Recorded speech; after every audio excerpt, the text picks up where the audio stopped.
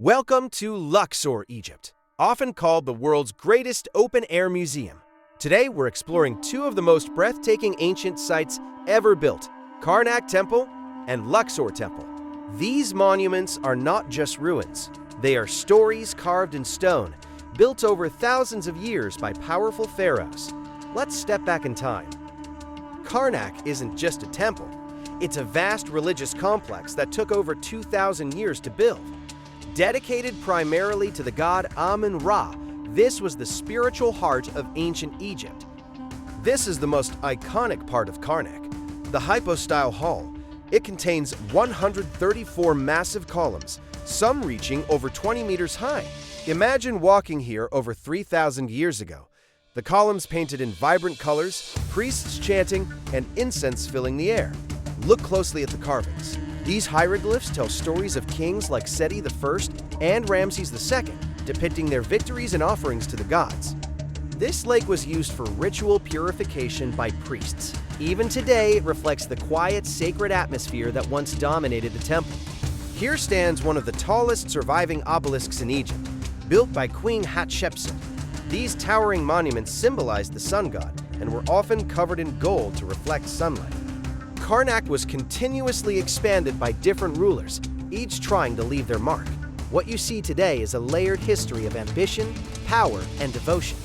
Just 3 kilometers away lies Luxor Temple, connected to Karnak by the famous Avenue of Sphinxes. Unlike Karnak, Luxor Temple wasn't dedicated to a single god. Instead, it was a place of royal renewal, where pharaohs were crowned and spiritually reborn. At the entrance, you're greeted by colossal statues of Ramses II. These were meant to display power and divine authority. Originally, 2 obelisks stood here. Today, one remains, while the other was gifted to France and now stands in Paris. This elegant colonnade was built by Amenhotep III and later expanded by Ramses II.